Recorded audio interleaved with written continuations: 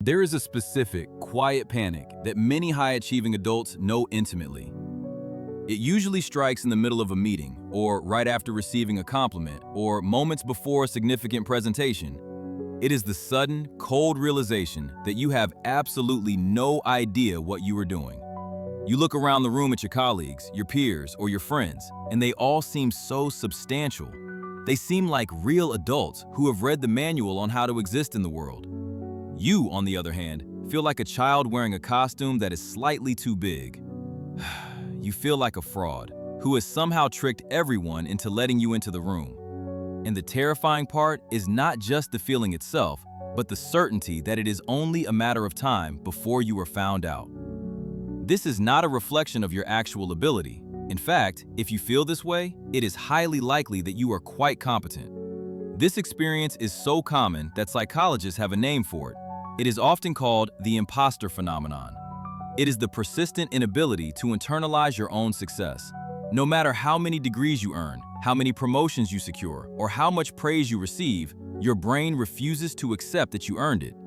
Instead, you attribute your achievements to luck, timing, or the fact that you just worked harder than everyone else to cover up your lack of talent. You live in fear that the next challenge will be the one that finally exposes you.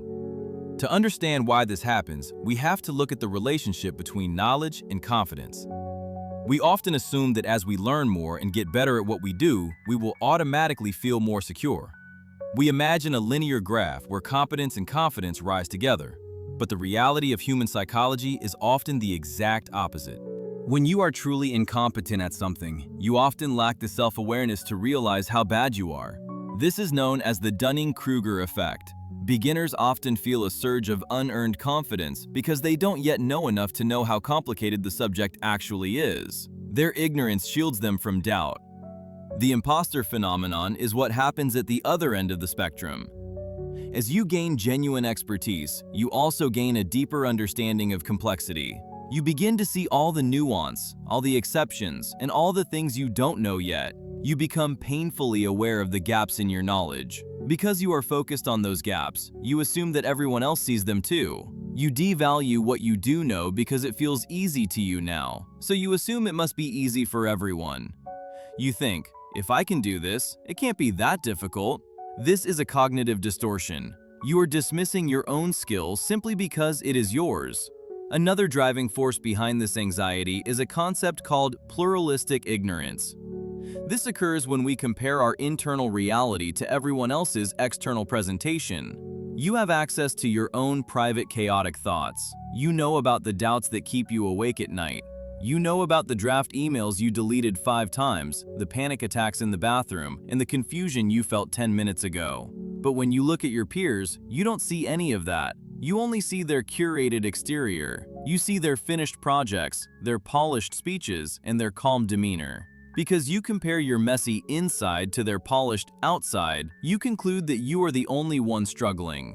You assume that everyone else is cruising along while you are frantically paddling underwater just to keep up. This isolation reinforces the feeling of being a fraud. If you believe you are the only one pretending, the stakes feel incredibly high. You become hypervigilant, monitoring yourself for slip-ups, which ironically drains the mental energy you need to actually do your work. You are not actually alone in this feeling. You are just alone in your silence about it. This dynamic creates distinct patterns in our daily lives. One of the most common coping mechanisms is the cycle of over-preparation. When a new task arrives, immediate anxiety sets in. You are terrified of failing, so you overcompensate. You work late hours, you obsess over every minor detail, and you prepare for every possible question. You might rehearse a simple update for a team meeting as if it were a keynote speech. When the task goes well, you don't feel pride. You feel relief. But here's the trap. Your brain learns the wrong lesson. You tell yourself, I only survived that because I over-prepared. If I had just worked a normal amount, I would have failed. This sets a new, unsustainable baseline for your effort. You become trapped on a hamster wheel where you have to work twice as hard as everyone else just to quell your anxiety. If you ever succeed without that frantic over-preparation, you attribute it to luck, which is even scarier because luck cannot be repeated. This cycle explains why high-functioning anxiety often looks like high performance to the outside world. Your boss sees a dedicated worker who always delivers. You feel like a frightened actor who is exhausted from staying in character. Another frequent pattern is the deflection of praise. When someone gives you a genuine compliment, you treat it like a hot potato that needs to be thrown away immediately. You might say things like, "Oh, it was really a team effort," even if you did most of the work. You might say, "It wasn't a big deal, I just threw it together." You might even argue with the person complimenting you, pointing out the flaws they didn't notice. You do this because accepting the compliment feels dangerous.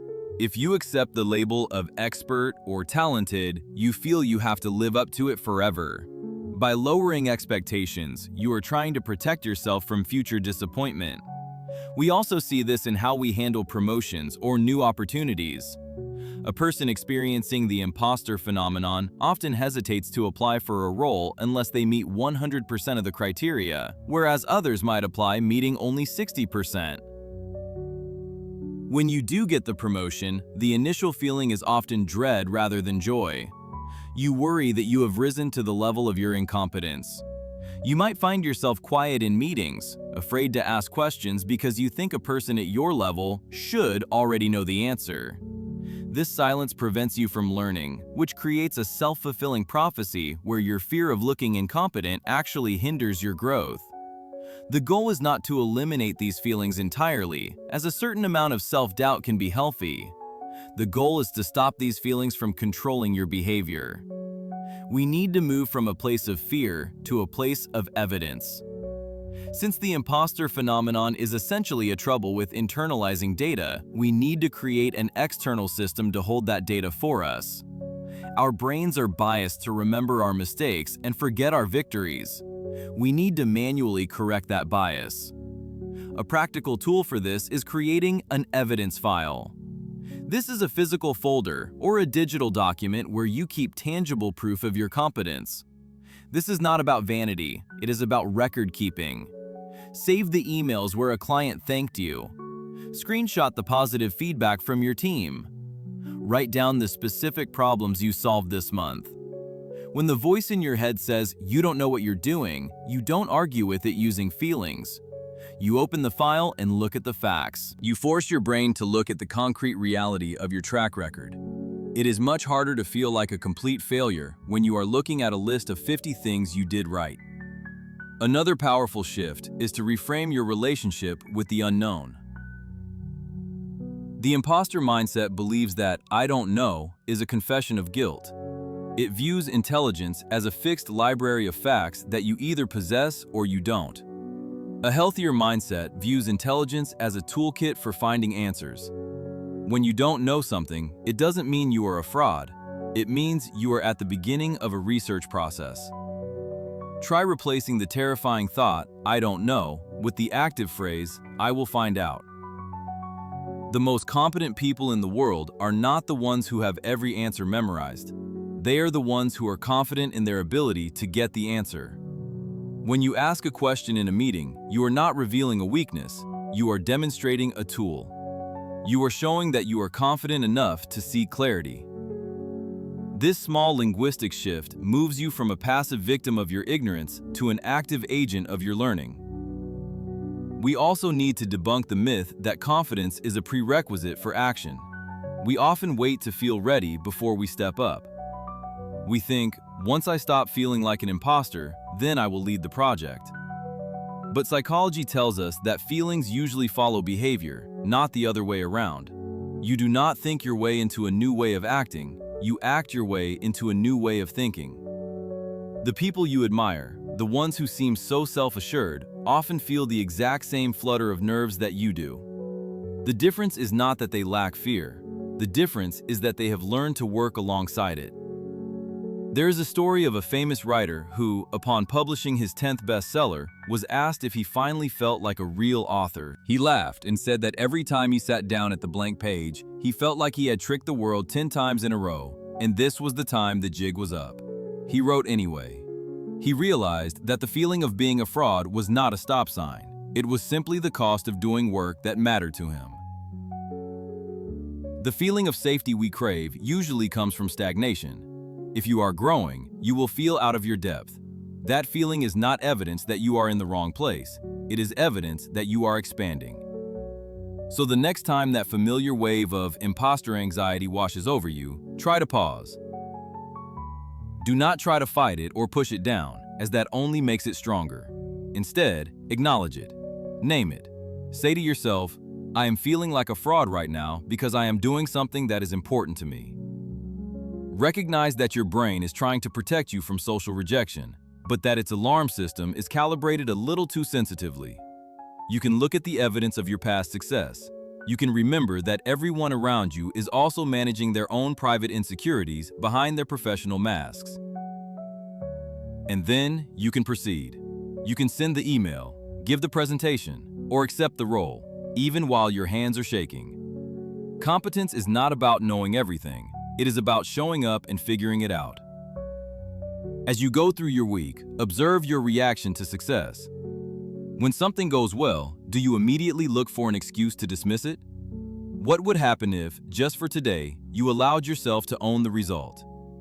What would change in your work if you realized that you don't have to be perfect to be worthy of the space you occupy?